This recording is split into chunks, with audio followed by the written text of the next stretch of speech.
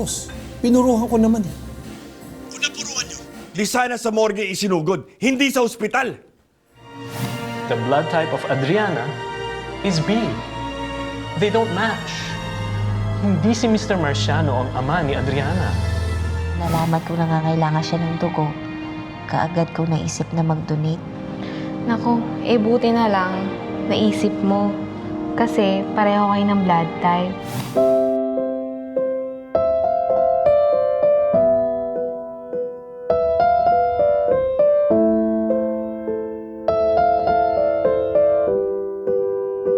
Nurse, nasan si Carl Marciano?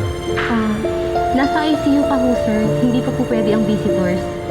Dahil hindi kayo match ng dad mo.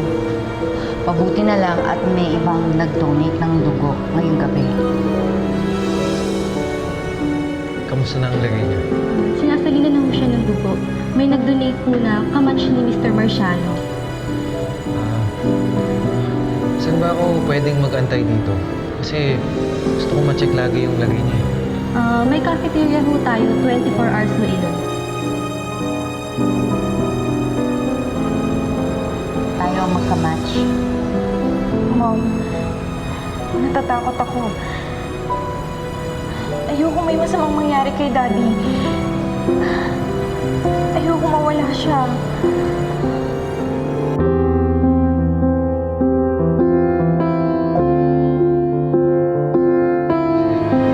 Babalik na lang ako dito para mag-update ka.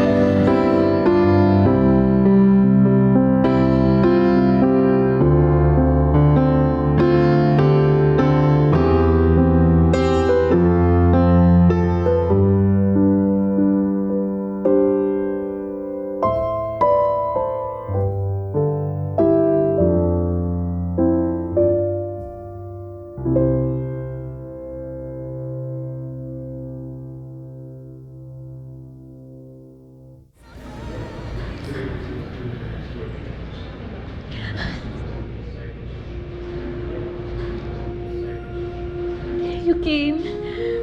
Feel better lang kasi nandito ka na. How's your dad? Ayun. Nasalina na siya ng dugo pero unconscious pa rin. Under observation pa daw eh. Everything's gonna be fine.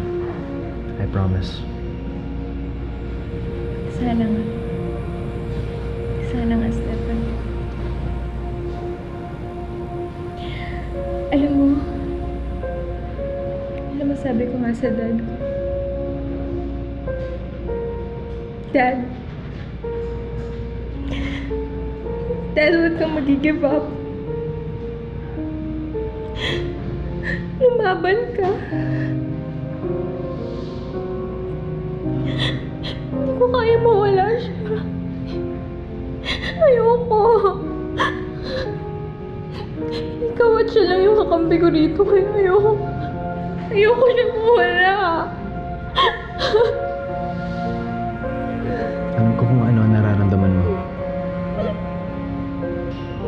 I lost my mom too when I was little. And she was my best friend. The death anniversary is coming up soon. At walang araw na hindi ko siya naiisip.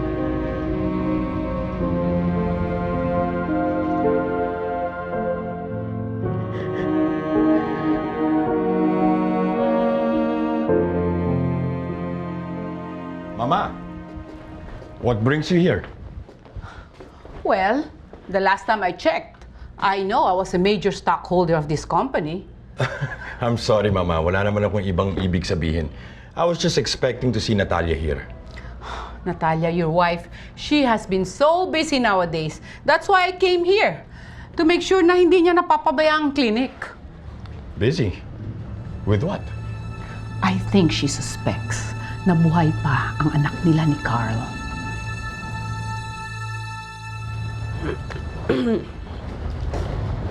Wisit. Nay, pinaghanda ko na po kayo ng tanghalian para mamaya may makain po kayong pagising. Baka mamaya, ginisang gulay na naman yan, nakakaumay na. Pasensya na po kayo, Nay. Pero mamimili po ako pag sumweldo na ako.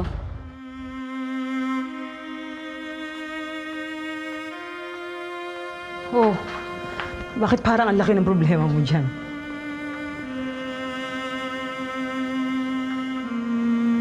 Profile ni Natalia? Saan mo nakuha yan? I have my ways. Okay. Pero bakit natin tinitingnan to ngayon? Alam ko na. I-hire natin siya. Joke. Joke lang, di ba? Hindi pwede mag-joke. At hindi niya kailangan sabihin to sa akin. But I think she wants to have it investigated. If she's not already investigating it. Paano niya nalaman na buhay pa ang anak niya? Do you have something to do with this? Ako, I didn't say a word. But you know, Giorgio, how it is. Ang puso ng isang ina, hindi mo mapipigilan. Mama, mahal ko si Natalia. Gusto kong ibigay sa kanya na makakapagpaligaya sa kanya. Pero hindi ito. Ay, siya nga pala. Sabi ni Maring Mercy ko, yung katungitan ko dyan sa labas. Narinig daw niya sa balita. Mabuti na daw ang kalagayan ni Sir Carl mo. Dahil nasalinan na ng dugo. Sabi ko sa'yo ang mga mayayaman, di namamatay yun. May pambili ng dugo yun, no? Talaga, Nay? Mabuti na yung lagay ni Sir Carl? Siguro nga nakatulong yung pagbibigay ko ng dugo. Ano? Anong sinabi mo? Nay, nung ma-hospital si Carl at nangailangan ng dugo, nagpa-test si Adriana. Ang blood type ni Adriana ay hindi match sa blood type ni Carl. Si Carl, ang blood type niya ay A. Si Adriana ay B. Hindi pwede magkaanak ang isang blood type na A ang isang blood type na B. So, kung si Carl ay A, Di si Natalia yung B. Ganun lang naman yun Oh, tignan...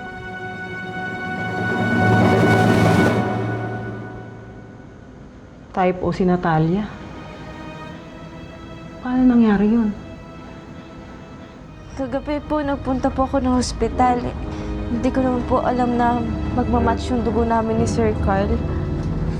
Alam mo ikaw, epal ka Napaka-epal mo talaga. Hindi ba sinabi ko sa'yo, huwag kang pupunta doon? Hindi ba? Alam mo kung anong pinangit niyang pingas mong mukha, siya namang nilakas ng loob mo. Nay, wala naman po akong Di ba sinabi ko, huwag kang makikisaw-saw doon sa ospital na yon? Ha? Opo. Wala naman po akong ginawang masama, Nay. Di ba sinuway mo ko? Pagkatapos kong sabihin sa'yo, nakikinig ka ba o bingka? Ha? Di ba sinabi ko sa'yo, huwag kang pupunta doon at makisaw-saw? Di ba masama yon dahil sinuway mo ako? Sa susunod na yung pingas mong mukha, ha? Yung pingas mong mukha, suwayin ako at sunurin mo yung kalukalukahan mo. Malilintikan ka sa akin! di isa lang ibig sabihin nun. Si Adriana, hindi niya magulang. Si Carl at si Natalia. Kanino anak si Adriana? Wala na akong pakialam doon. Ang importante, mahanap yung anak ni Natalia at ni Carl. Naiintindihan mo? Opo, Nay. Opo. Puisit ko, mabubugbog kita .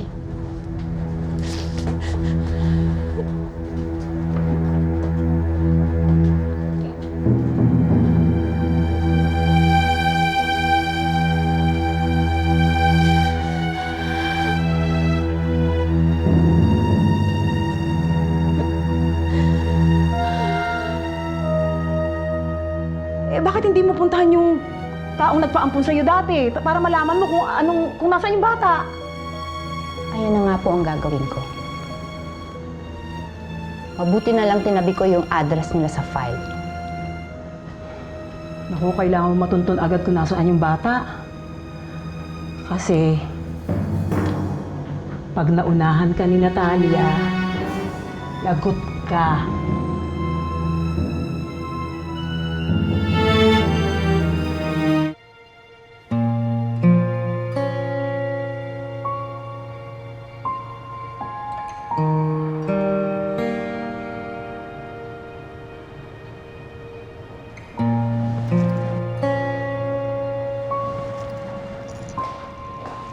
Anong ginagawa mo rito? Ma'am, dadalawin ko lang po sana si Sir. Ano bang akala mo, Giselle? Hinihintay ng dad ko ang dalaw mo? Ang kapal din naman ng pagmumukha mo na magpakita pa rito pagkatapos ka din si Santi. Gusto ko lang po sana malaman yung kalagayan niya, ma'am. Pwede ba, Giselle? Masyado na kaming maraming problema para dagdagan mo pa. Alam mo, sa tuwing nakikita ko yung peklat mo sa mukha, nandidiri ako eh. Lalong bumibigat yung pakiramdam ko. Kaya pwede ba? Please lang ah. Please. Umalis ka na dito. Giorgio? Umalis na ba ang mama? Sayang, meron pa naman ako mga documents na for endorsement na kailangan niya makita. Saan ka ba nanggaling? Bakit ngayon ka lang? I met with some clients. Clients?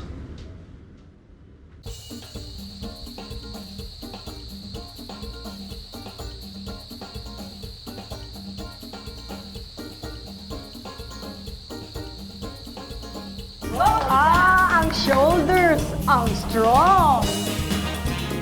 At ang feet, ang galing, ha?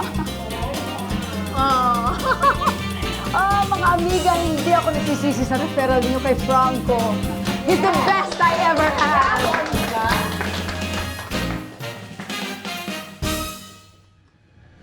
Sige po. Pero, pwede po bang pakibigay ito sa kanya? Para po sana makatulong sa paggaling niya. Kaya nga.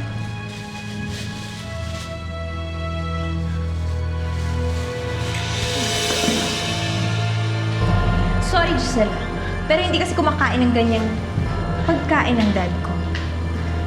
Baka lalo pa siyang magkasakit. Look at you!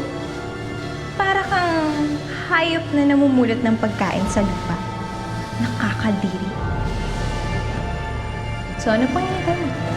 Alis! Alis!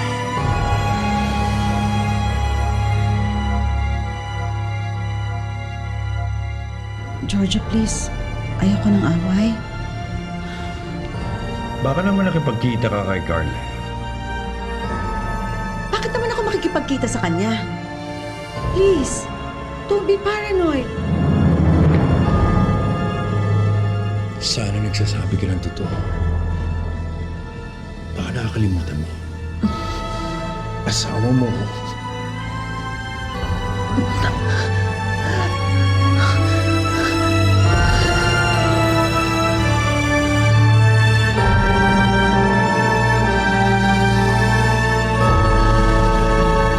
Hindi ka na nahiya. Dito pa sa pamamahay ko, kumikirenking ka. Pasensya na kayo mga amiga, ha? Kasi may mga tao, kahit ano pa ang maabot sa buhay, walang good manners. Yun lamang kumatok, hindi pa matuto.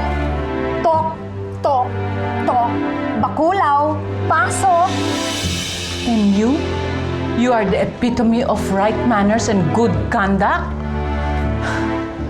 Dancing with a DI? Half your age? Amiga, uuwi na siguro kami. No. You stay. You stay. So that you will get to know the real Claudia Herrera. Isang kamote, galing sa lupa, parang goma ang balat. At ikaw, ang palaya, bitter and kulubot? How dare you talk to me that way and embarrass me in front of my guests? My dear, hindi mo sila mga bisita. Baka nakakalimutan mo. Ikaw ay isang buwisita lang dito. Mga amiga, magsiuwian na kayo. Layas! Lisan nyo! Go ahead na. Yeah, go ahead. Okay, go ahead.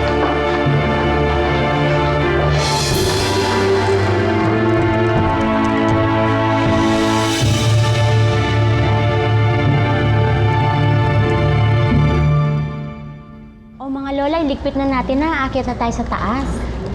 Ito.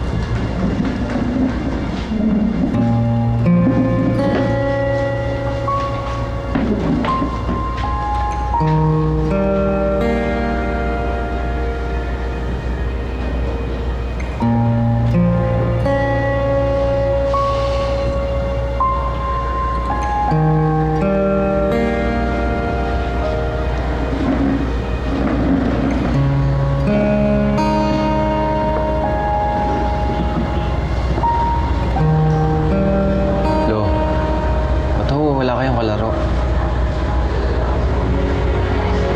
Hindi ho ba papasok si Giselle? Sa chess, pinaglalaroan ng mga tao, hindi sa tunay na buhay. Anong ibig sabihin niyo, Lo? Pakisabi kay Mrs. Posadas, bumalik siya next week para sa check-up niya. Yes, Doktora. What's next on my schedule? May consultation po kayo at 3 p.m. Okay. Kindly check kung nandiyan na yung pasyente. Sige po.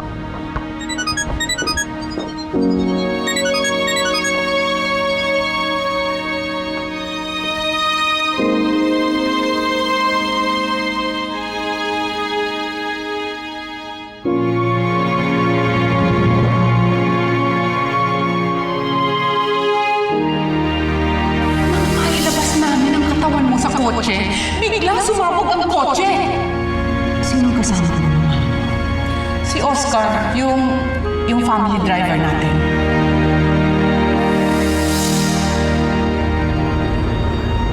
Oscar? Talaga, pag maganda. Sandali lang.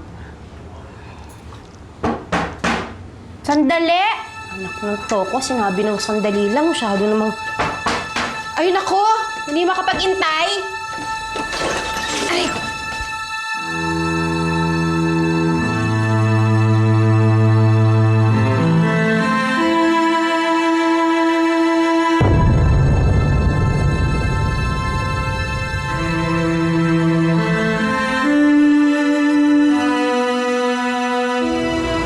Hanggang kailan mo paglalaruan ang damdamin ni Giselle?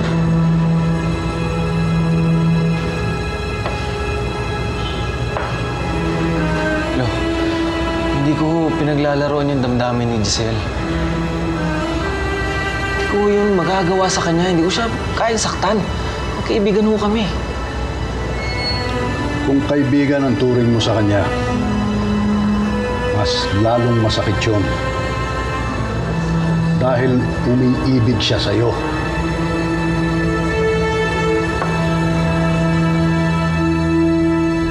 Hindi na ako magpapaligoy-ligoy pa.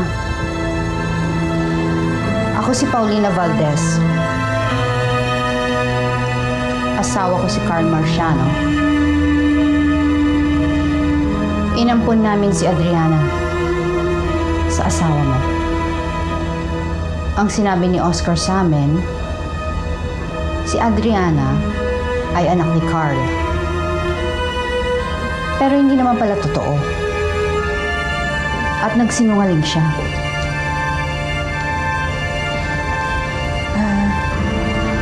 Si Oscar, matagal nang patay. Alam ko. Pero alam ko rin na ikaw ang asawa, hindi ba? Kaya, imposibleng wala kang nalalaman tungkol sa nawawalang anak ni Carl. Buhay pang asawa at anak niya. Miranda Evangelista ang pangalan ng asawa niya. Oh my God, Natalia. Baka alam ng babaeng yan kung buhay man o hindi ang anak mo. Sige, sabihin natin, wala kang nalalaman. Pero oras nang may malaman ako at nagsisinungaling ka sa akin, sasabihin ko kay Adriana na ampon lang siya.